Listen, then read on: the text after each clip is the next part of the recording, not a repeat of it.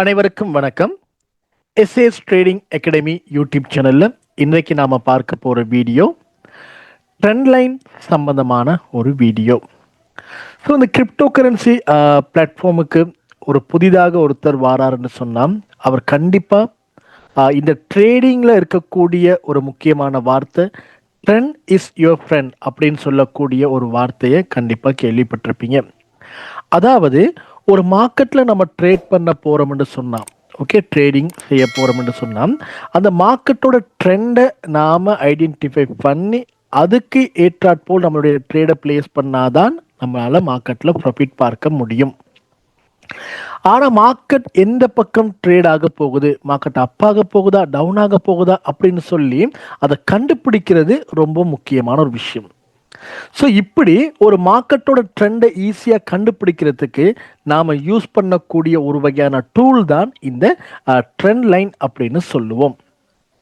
So நிறைய பேர் பார்த்தீங்கன்னா இந்த ட்ரெண்ட் லைனை மார்க்கெட்டில் ஒரு கிரிப்டோ கரன்சி ட்ரேடிங் என்று சொன்னால் ஒரு கோயினில் தப்பாக கீறி மார்க்கெட்டில் நிறைய அவங்களுடைய ட்ரேடுகள் எடுத்து அவங்களுடைய பணத்தை இழக்கிறதுக்கான வாய்ப்புகளும் அதிகமாக இருக்குது. ஆனால் ஒரு ட்ரெண்ட் லைன் சொல்கிறது ரொம்ப முக்கியமான ஒரு விஷயம். ஒரு ட்ரெண்ட் லைனை யூஸ் பண்ணி நம்மளால் சரியாக ட்ரேட் பண்ண முடியும். எந்த ஒரு இண்டிகேட்டரோட உதவிகள் இல்லாமல் இந்த ட்ரெண்ட் லைனை முறையாக கீழே தெரிஞ்ச ஒருவருக்கு மார்க்கெட்டில் ஈஸியாக ட்ரேட் பண்ண முடியும். அதே போல் இந்த ட்ரெண்ட் லைனை யூஸ் பண்ணி மார்க்கெட்டில் எப்படி சரியான அடிப்படையில் ட்ரேட் பண்ணுறது, அது மட்டும் இல்லாமல் இந்த ட்ரெண்ட் லைன்னா என்னது, ட்ரெண்ட் லைன் எப்படி மார்க்கெட்டில் ஒரு சரியான ஒரு கோயினை எடுத்தோம்னு சொன்னால் அதில் கீறுறது, அந்த மாதிரியான விடயங்கள் இந்த வீடியோ மூலமாக நாம் பார்க்க போகிறோம். ஆகவே வீடியோவுக்கு போகிறதுக்கு முன்னாடி எஸ்ஏஎஸ் ட்ரேடிங் அகாடமி யூடியூப் சேனலை சப்ஸ்கிரைப் பண்ணி வைத்துக்கொள்ளுங்கள். பக்கத்தில் உள்ள பெல் ஐக்கனையும் கிளிக் பண்ணி வைத்துக்கொள்ளுங்கள். வீடியோக்குள்ளே போகலாம். முதலாவது நாம ட்ரெண்ட் லைன் அப்படின்னா என்னன்னு புரிஞ்சுக்கணும். Okay, right. ஒரு மார்க்கெட்டை எடுத்துட்டோம்னு சொன்னால் அது கிரிப்டோ கரன்சியில் இருக்கக்கூடிய ஒரு பிட்காயினோட ப்ரைஸ் சார்ட் நான் இந்த இடத்துல எக்ஸாம்பிள் எடுத்திருக்கேன். ஸோ இந்த சார்ட்டை பாருங்க. இதில் ஒரு கோயினோட ப்ரைஸ் வந்து எப்பொழுதுமே பார்த்தீங்கன்னு சொன்னால் ஒரு நேர்கோட்டில் மேல் நோக்கி போகாது, இப்படி கண்டினியூவாக அப் ஆகி கொண்டு போகாது. அதே போல் ஒரு கோயினோட ப்ரைஸ் வந்து டவுன் ஆகிற சந்தர்ப்பத்தில் கூட இப்படி கண்டினியூவாக டவுன் ஆகி கொண்டு போகாது. ஓகே, ஒரு மார்க்கெட் அப் ஆக போகுது அல்லது டவுன் ஆக போகுதுன்னு சொன்னால் அது இப்படி ஒரு ஐ லோ இப்படி கிரியேட் பண்ணி தான் மார்க்கெட் வந்து எந்த ஒரு மார்க்கெட்டாக இருந்தாலும் அது பிளே ஆக போகுது. ஆகவே நம்ம இங்கே ட்ரெண்ட் லைன் அப்படின்னு சொல்றது என்னன்னு கேட்டால், ஒரு மார்க்கெட்டோட இந்த ப்ரைஸ் பாருங்க மேல் நோக்கி போகுது, கீழ் நோக்கி வருது, இப்படி புள்ளிகள் இருக்கு தானே. இந்த புள்ளிகளை கனெக்ட் பண்ணி நாம் ஒரு லைன் கீர்ணம் என்று சொன்னால் அதை நம்ம சொல்லுவோம் ட்ரெண்ட் லைன் அப்படின்னு சொல்லி. ஓகே, பாருங்க இந்த எக்ஸாம்பிள் படி நான் மேலே இருக்கக்கூடிய இரண்டு புள்ளிகளை கனெக்ட் பண்ணி ஒரு எல்லோ கலர் லைன் ஒன்று போட்டிருக்கேன். ஓகே, ஸோ இந்த லைன் பார்த்தால் உங்களுக்கு விளங்கும். இது முதலாவது புள்ளி, இது இரண்டாவது புள்ளி, இது ரெண்டை கனெக்ட் பண்ணி ஒரு ட்ரெண்ட் லைன் கீழே இருக்கும். இதுதான் நார்மலாக நாம் யூஸ் பண்ணக்கூடிய ஒரு வகையான ட்ரெண்ட் லைன். Okay, right. இப்போ இந்த மார்க்கெட்டில் பார்த்தீங்கன்னு சொன்னால் மூணு வகையான ட்ரெண்ட் இருக்குது. முதலாவது அப் ட்ரெண்ட், இரண்டாவது டவுன் ட்ரெண்ட், மூன்றாவது சைட்வே மார்க்கெட். Okay, right. முதலாவது அப் ட்ரெண்ட் அப்படின்னா என்னன்னு பார்ப்போம். ஓகே, பாருங்க, ஒரு கோயினோட ப்ரைஸ் மேல் நோக்கி நகரும் பொழுது ஐ லோ ஐஆர்ஐ ஐஎல்ஓ இந்த ஷேப்பில் மார்க்கெட் மேல் நோக்கி போணுச்சுன்னு சொன்னால் இதை நாம அப் ட்ரெண்ட் அப்படின்னு சொல்லுவோம். அதே போல் ஒரு மார்க்கெட்டோட டவுன் ட்ரெண்ட் நம்ம எப்படி சொல்லுவோம்னு கேட்டால் ஒரு கோயினோட ப்ரைஸ் வந்து டவுன் ஆகணும். டவுன் ஆகிற சந்தர்ப்பத்தில் லோ லோவ ஐ லோவ லோ லோவ ஐ லோவ லோ இப்படி கீழ் நோக்கி அதோட ப்ரைஸ் வந்து மூவ் ஆகிக்கொண்டு போகணும். ஓகே, இது சைட்வே மார்க்கெட் அப்படின்னு சொன்னால் ஒரு குறிப்பிட்ட ஐயையும் ஒரு குறிப்பிட்ட லோவையும் மார்க்கெட் எடுத்து அதே ஏரியாவில் ட்ரேட் ஆகி கொண்டு இருந்துச்சுன்னு சொன்னால் இதை நம்ம சொல்லுவோம் சைட்வே மார்க்கெட்டுன்னு சொல்லி. ஓகே, பாருங்க, இது அப் ட்ரெண்ட், இது சைட்வே மார்க்கெட், இது வந்து டவுன் ட்ரெண்ட் அப்படிங்கிற மூன்று வகையான ட்ரெண்ட் மார்க்கெட்டில் இருக்கு. ஓகே, இப்போ நாம ஒரு ட்ரெண்ட் லைன் ஒன்று எப்படி சரியாக கீறுறது அப்படின்னு சொல்லி பார்ப்போம். ஓகே, ஒரு ட்ரெண்ட் லைன் சரியாக கீறுறதுக்கு நமக்கு முக்கியமான 3 ரூல்ஸ் தேவைப்படுது. அதில் முதலாவது ரூல் வந்து பார்த்தீங்கன்னா குறைந்தபட்சம் 2 புள்ளிகள் இருக்கணும். ஓகே, இப்போ இதில் பாருங்க, இந்த அப் ட்ரெண்டை மட்டும் நம்ம எடுத்து பார்ப்போம். இந்த அப் ட்ரெண்டில் பார்த்தீங்கன்னா ஒரு மார்க்கெட்டில் இருக்கக்கூடிய அந்த கோயினோட ப்ரைஸ் வந்து கண்டினியூவாக அப் ஆகி கொண்டு இருக்கும். ஸோ 2 புள்ளிகள் மீன் என்னன்னு கேட்டால் மார்க்கெட் மேலே போகும் பொழுது பாருங்கள் இப்படி லோ கிரியேட் பண்ணி தான் மார்க்கெட் போகுது. Okay right. ஆகவே 2 புள்ளிகள்ங்கிற போது இப்படி லோ இருக்கக்கூடிய இந்த 2 புள்ளிகள் நம்ம இப்படி கனெக்ட் பண்ணோம்னு சொன்னால் இதுதான் ஒரு சரியான ட்ரெண்ட் லைன். ஆகவே முதலாவது ரூல் 2 புள்ளிகள் தேவை. 2 புள்ளிகள் நம்ம மார்க்கெட்டில் எடுத்ததுக்கு பிறகு பார்த்தீங்கன்னா 3வது முறையாக இந்த ட்ரெண்ட் லைன் ஒரு உண்மையான ட்ரெண்ட் லைன், இந்த ட்ரெண்ட் லைனுக்கு பவர் இருக்குதுன்னு சொல்லி நம்ம எப்படி கண்டுபிடிக்கலாம்னு கேட்டால் எகெயின் ஒரு முறை இந்த மார்க்கெட் இந்த ட்ரெண்ட் லைனை ரீச் பண்ணக்கூடிய சந்தர்ப்பத்தில் இதில் டச் பண்ணி எகெயின் அப் ஆகுனுச்சுன்னு சொன்னால் இந்த லைனுக்கு உண்மையாலுமே பவர் இருக்குது. ஆகவே இப்படியான லைனை நாம் ட்ரெண்ட் லைன் சப்போர்ட் அப்படின்னு சொல்லுவோம். ஆகவே ஒரு அப் ட்ரெண்டில் மார்க்கெட் ஒரு 2 முறை இருக்கக்கூடிய புள்ளிகளை கனெக்ட் பண்ணி 3வது முறை ரியாக்ட் பண்ணக்கூடிய சந்தர்ப்பத்தில் மார்க்கெட் அங்கேருந்து அப் ஆகி மேலே போகலாம். இது முதலாவது ரூல். 2வது பார்த்தீங்கன்னு சொன்னால் ஒரு ட்ரெண்ட் லைனை நம்ம வலுக்கட்டாயமாக கீறக்கூடாது.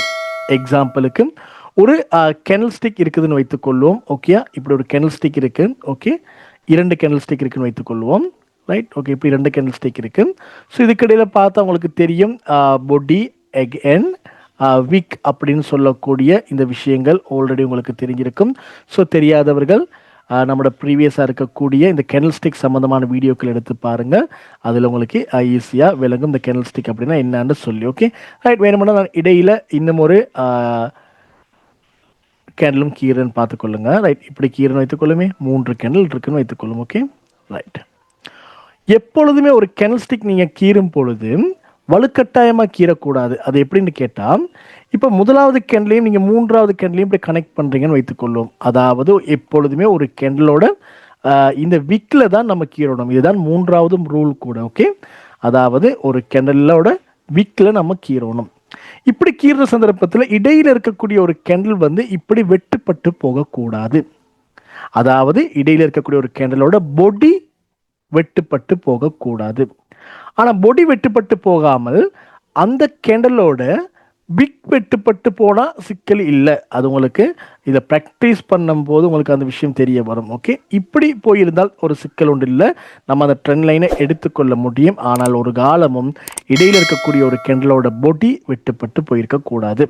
ஆகவே ஒரு ட்ரெண்ட் லைன் நீங்கள் கீறணும்னு சொன்னால் அதுக்கு முறையாக எந்த ஒரு இடையில இருக்கக்கூடிய கெனல் ஸ்டிக்கோட பொடிகள் வெட்டுப்படாமல் முறையாக 2 லைன்களை பிடிச்சி கீறக்கூடிய மாதிரி இருக்கணும். அதுதான் ஒரு உண்மையான லைன். ரைட். 3வது ரூல் பார்த்தீங்கன்னா எப்பொழுதும் ஒரு ட்ரெண்ட் லைன் கீறும் பொழுது ஒரு கேண்டலோட பொடியை வைத்து கீறக்கூடாது. சில பேருக்கு டவுட் இருக்கலாம், நான் ட்ரெண்ட் லைன் கீறும் பொழுது பொடிக்கு கீறணுமா விக்குக்கு கீறணுமான்னு சொல்லி. ஓகே, ஆகவே இது 3வது ரூல். எப்பொழுதும் பொடியை கனெக்ட் பண்ணி கீறக்கூடாது.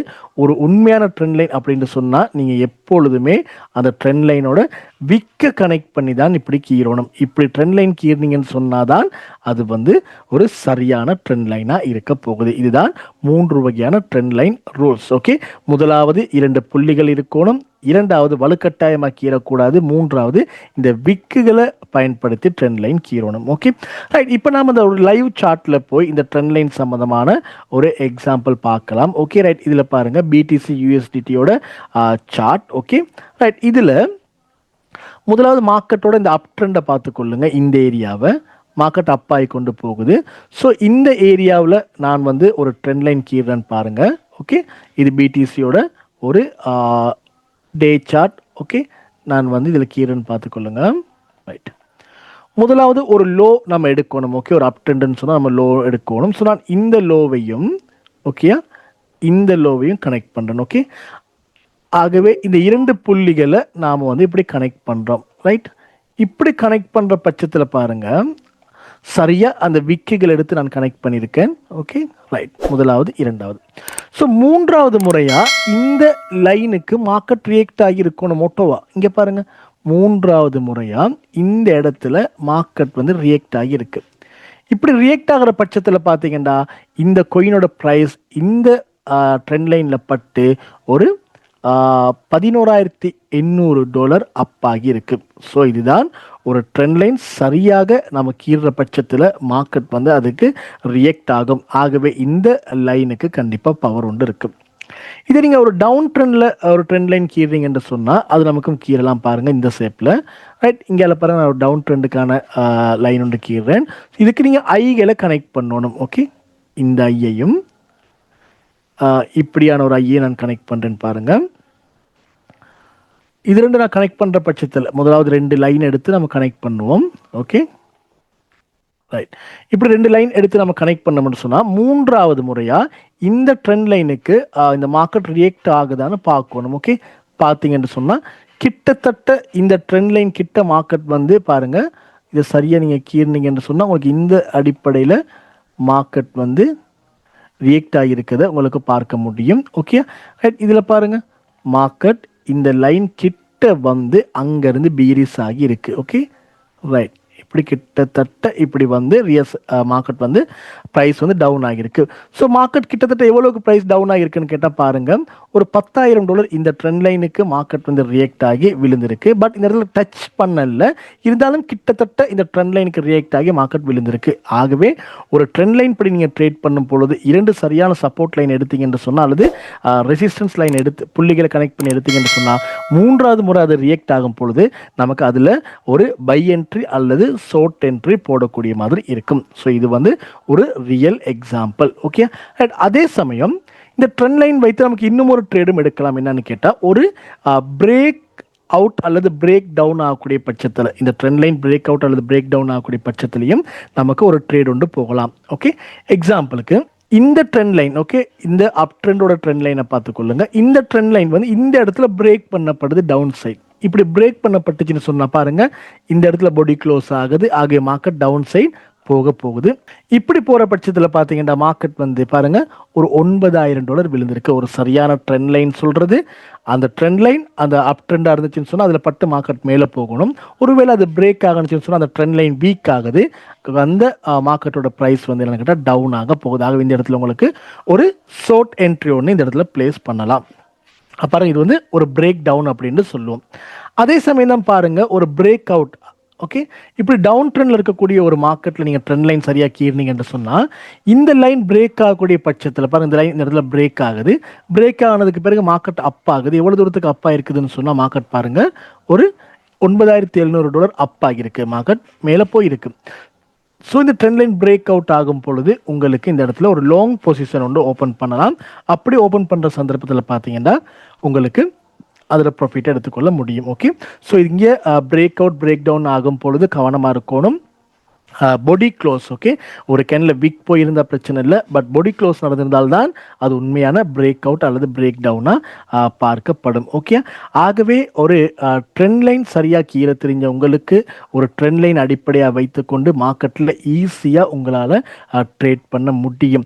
பாருங்கள், இந்த ட்ரெண்ட் லைன் நம்ம யூஸ் பண்ணும் பொழுது எந்த ஒரு இண்டிகேட்டரும் இந்த இடத்துல நம்ம அப்ளை பண்ணல, ஜஸ்ட் ஒரு 2 புள்ளிகளை கனெக்ட் பண்ணி ஒரு ட்ரெண்ட் லைன் கீறி அதை வைத்துக்கொண்டு நமக்கு மார்க்கெட்டில் ட்ரேட் பண்ணுறதுக்கான வாய்ப்பு இருக்கு. ஸோ இந்த வீடியோ கண்டிப்பா உங்களுக்கு யூஸ்ஃபுல்லா இருந்திருக்கும் என்று நினைக்கிறேன். இன்றைக்கான வீடியோவில் ஒரு ட்ரெண்ட் லைன் சம்பந்தமான முழுமையான விடயங்கள் பார்த்தோம். ஸோ இந்த ட்ரெண்ட் லைனை எடுத்த உடனே நீங்க பார்த்து கொண்டிருக்கக்கூடிய உங்களுக்கு கீற முடியுமான்னு கேட்டால் நிச்சயமா முடியாது. இதுக்கு நீங்க என்ன செய்யணும்னு கேட்டால் ப்ராக்டிஸ் பண்ணணும். ஓகே, எக்ஸாம்பிளுக்கு நீங்க கிரிப்டோ கரன்சியில் ட்ரேட் பண்ண போறீங்களா இருந்தால் ஒரு 10 கிரிப்டோ கோயின்களோட சார்ட் எடுத்துக்கொள்ளுங்க. அது டே சார்ட்டாக இருக்கலாம், 4 ஹவராக இருக்கலாம். எடுத்து ஒவ்வொரு சார்ட்லையும் இந்த மாதிரி லோ ஐகளை கனெக்ட் பண்ணி ட்ரெண்ட் லைன் கீறி பாருங்க. அது நீங்க எதிர்பார்க்குற மாதிரி 2 புள்ளிகளை கனெக்ட் பண்ணி கீறும் பொழுது 3வது முறை அது ரியாக்ட் ஆகுதா? சில ட்ரெண்ட் லைன்கள் இருக்கு பார்த்தீங்கன்னா 1, 2 மட்டும் இல்லை, 3, 4, 5 அப்படி ரியாக்ட் ஆகக்கூடிய ட்ரெண்ட் லைன் கூட மார்க்கெட்டில் இருக்குது. ஆகவே நீங்கள் இதை சரியாக ப்ராக்டிஸ் பண்ணிங்கன்னா முடியும். குறைந்தது ஒரு 10 கோயினோட சார்ட் எடுத்து நீங்கள் ப்ராக்டிஸ் பண்ணி பாருங்கள். Okay, right. இந்த வீடியோ உங்களுக்கு யூஸ்ஃபுல்லாக இருந்துச்சுன்னு சொன்னால் இந்த வீடியோவுக்கு ஒரு லைக் கொண்டு போட்டுக்கொள்ளுங்க. அதே போல் உங்களுடைய ஃப்ரெண்ட்ஸுக்கும் ஷேர் பண்ணுங்க. இது போன்ற முக்கியமான வீடியோக்கள் உங்களுக்கு வேறு ஏதாவது வீடியோக்கள் தேவைன்னு சொன்னால் எனக்கு கமெண்ட் செக்ஷனில் கமெண்ட் பண்ணுங்கள். அந்த சம்பந்தமான வீடியோக்கள் நான் கொண்டு வரேன். ஆகவே எஸ்ஏஎஸ் ட்ரேடிங் அகாடமி யூடியூப் சேனலை சப்ஸ்கிரைப் பண்ணி வைத்துக் கொள்ளுங்க. மீண்டும் ஒரு புதிய வீடியோவில் சந்திக்கலாம்.